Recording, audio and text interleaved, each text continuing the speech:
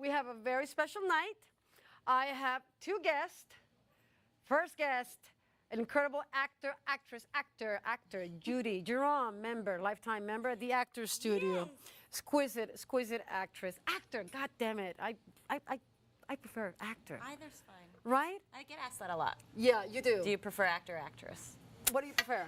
I don't care. You don't care? As long as someone considers me one of either. Yes. I'm okay.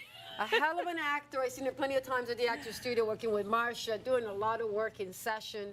You're fabulous. Seeing your work in Customer Soul. I said it to Chris. I said it. She was so good. You blew me away. And trust me, that's not easy to do, but you did. And of course, our beautiful girl, Emma Brooke. I don't know if we can have a shot. I don't know if we had the cameras over there. There you go. You can say hi to us. Looking good, looking pretty, and you got the hair down. I don't know what you use for shampoo. What do you use for your hair? You were talking with Judy about it, right? Well, I tried when, but it didn't really work, and I didn't use it today. Okay. Today, I'm pretty sure I just used, like, Pantene or something like that. Very nice, very nice and thick. We got your father right there, right there. I can barely see you. I want to mention, before I forget, there's an event taking place in the Galaxy Medical Center next Saturday, June 8th. They are located right on 131st between Lexington and Madison. They're going to have a meeting with all these doctors. It's going to be free food. It's a great place to go, guys. Please check it out. And we are going to have a little clip. I'm not bragging. I'm just saying. Let me see if I have my notes right. Yeah, we're going to be showing a clip from the Drama Desk Awards. We got invited 2 weeks ago to go to a reception to the red carpet. I'm not used to those things. It was very exciting to see all these actors coming. And Judy, they were so willing to talk. Yeah. To me, I'm nobody, man. And I was like, so this is good. So we had a few interviews. In fact, to say it right, let me see if I get it right. We got Tracy Letts. He was a nice gentleman. He won Best Leading Actor in a play for Who's Afraid of Virginia Woolf. He's a class act. We got Andrea Martin, Best Feature Actress for the musical Pimpin'. That's how I say it. Pam McKinnon, she was good. She's tough. She's a great director. Yes. She directed Who's Afraid of Virginia Woolf. And Clybourne Park. Oh, my God. She's so brilliant. And we got Laura Osnes. That's how I say it. Best Actress for Cinderella. She was very nice, very cool. She's very down to earth. I hear it's a fun award ceremony, that it's just a really nice event. And people are the very actors, friendly. Off-Broadway and Broadway, all the one coming together. Yeah. It's so great. So, Deja and Drew and Gloria, whenever you guys are ready to show the clip, we show the clip. I want to make sure that we cue it the right way. We don't want to see the cola bars there. We don't want to see fancy stuff. It's 7:34. Clock is ticking. I'm still waiting. I guess it's not ready. It is ready now. Okay, cool. This is the first year I've gotten all of these nominations. I am so just overwhelmingly grateful and just so honored that all the nominating committees, the awards this season have recognized this beautiful show and this gorgeous story we're telling and this iconic character that I get to play. It's really very exciting. You get to play all these iconic characters with Bonnie and Clyde, Cinderella, The Sound of Music. I mean, what's next after Cinderella? Oh gosh, I don't know. I You have don't no know. idea. I'm just gonna enjoy my year at Cinderella, and I don't know. Hopefully we get to do something different, something more, back to something more edgy or something, less princessy. It's time to switch it up. Let me ask you, what time you get to the theater? What do you do? I'm kind of like wondering about, how does it work when you go in, you go to the makeup room, do you warm up your voice?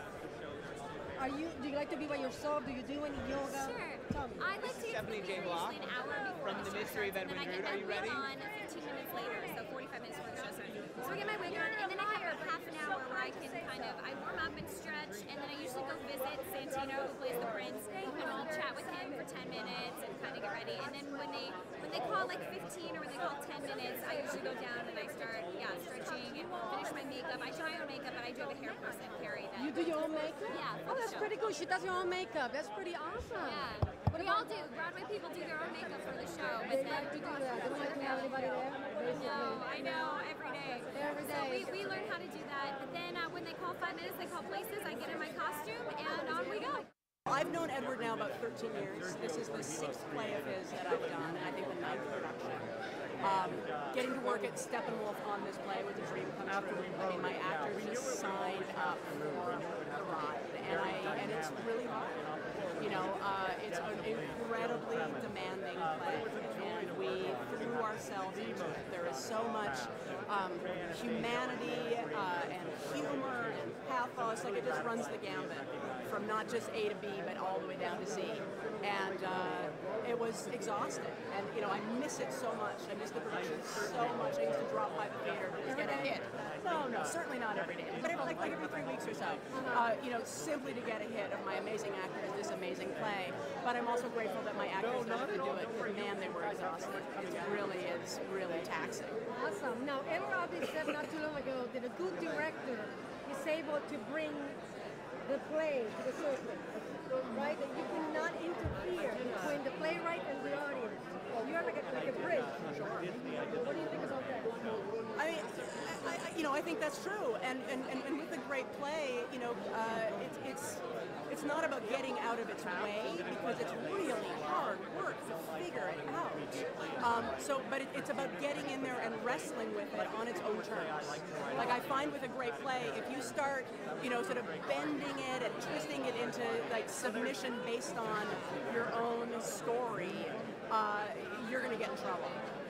And so, you know, there's so much within a great play to be mined, and like discovering of the real intent of the writer. That's you know, that's why I go to work. That's why I get up to want to do that. I know people keep asking you the same question, but How does it feel? I feel so grateful to have this appreciation, and I feel like it's genuine, and particularly from women. I really love it. I mean, you're not old enough, but women over 60, I think it's, you know, that's where I wanted to reach, really, because I thought, you know, I'm 66, and I thought my life... You look great. What do you do to keep yourself in shape? I work out all the time. You do work out? Yes, but it's genetic. But I wanted to inspire people, and especially women. Their life isn't over yet. It's just the beginning. Who's afraid of Virginia Woolf? Yes. What a big challenge. Yes, big challenge. Huge challenge. Yeah. How do you approach to the work? You open it up to page 1, and you start with the first line, and you say, why am I saying this, and who am I saying it to, and who the hell am I, and what the hell am I trying to accomplish here? You just, like you were working on a new play.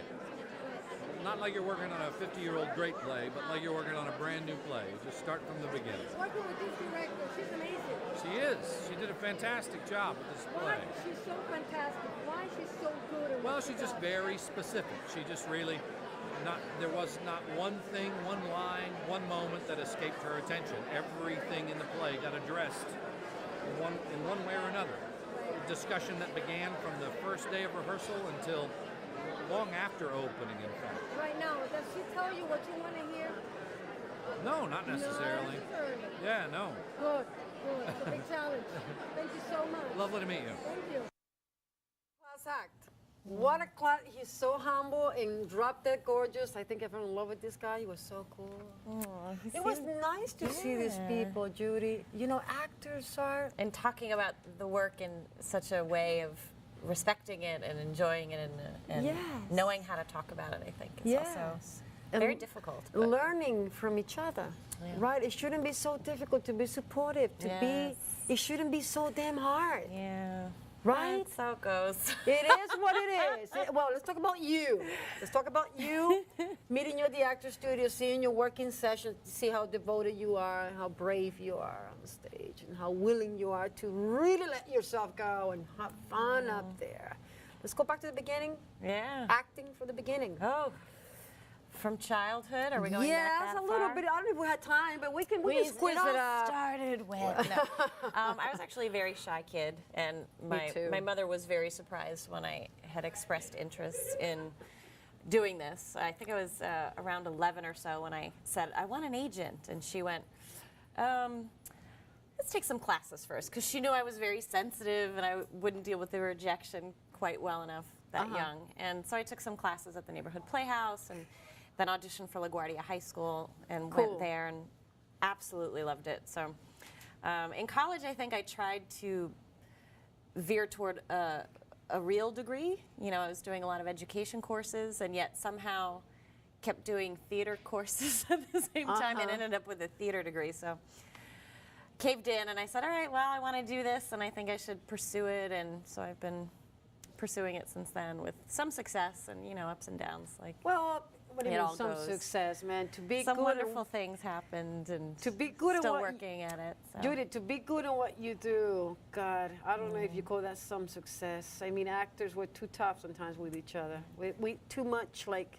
I don't know what we expect, but Well, I think when I was first auditioning right after school, it was very hard for me to not take rejection personally. right, You know, you always wonder, well, why am I not good enough to get this role? right. And once I was able to get past that and just do the work for the enjoyment of it myself, and to go in and discover and learn and have fun with it, Right.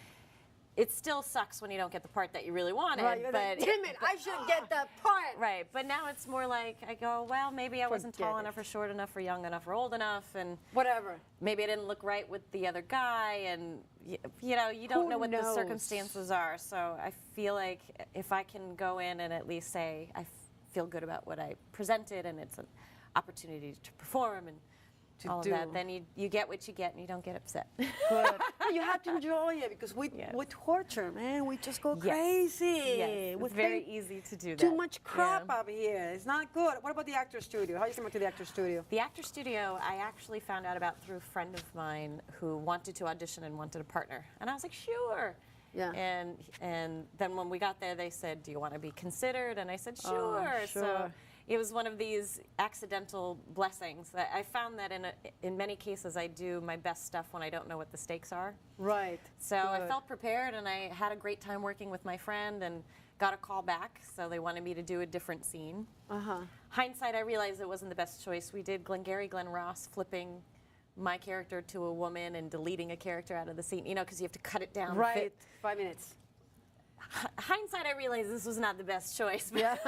But they liked something in me, so they said pick another scene. And Good. so I brought back a different piece for my final and got through and was made a member. And I do think that a lot of where I've been able to get as an actor is because of being able to participate at the studio. I think I've learned a lot by being there. You think it's a scary place to be? Session. It How- can be. Why do you think it's so scary, so Well, heavy there's sometimes? so much,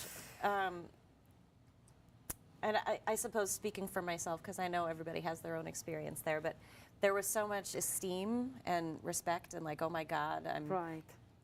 considered amongst this caliber of actor, and so you want to step up. So Right. when I the Mental first- pressure? mental pressure, yeah, Mental pressure. yes, yes. Okay. And also their whole point there is bring in the stuff that's scary for you to do. Don't bring in the stuff that you just know you can do really well. Right. So I more and more have been trying to do that. And it can be scary to say, okay, I'm going to go in there and I'm going to do this scene touching on this topic that really freaks me out, and am I going to do okay? You know, there's a safety element in a way of dealing with certain things within yourself. And Marcia Haufrecht, who you mentioned. Yeah. Sending my love to you, doll. Love Marcia We went to Haufrecht. the exposition last week, right? We saw each other 2 weeks Yes, ago? yes. We did. We did. She's We're going to bring you wonderful. back, baby. It's only for the painting. I said Yeah. no talking about acting, only painting. That she's amazing teacher. And when I was first studying with her, she said to me once, she goes, Judy, you know, I notice in your work, you get to a certain point of connecting with something really hard or sad or angry, and you touch on it and then you shut it down. And she said, why do you do that? And I said, well, I guess I don't know how it's going to stop when the scene is over. Right. You know, how do I know that when I fall apart and I'm really feeling something, that you say cut or we take our bows, that I'm not going to still be screwed up by whatever I opened up? And she said, you'll keep learning. You give, you know, let a little bit out at a time. And she said, one day you'll have the experience of it all pouring out of you, and it feels great and like a release. And so I trusted her. Yes. Trust is a big Yeah, issue. and more I'm Trusting, finding that trusting. to be true, that it can be a wonderful a wonderful. You heard my bone snapping? You Yes. just heard it? Oh, man. Running around like crazy before we go live. It takes a toll on in you. your fabulous shoes. And my fabulous high shoes. Woo.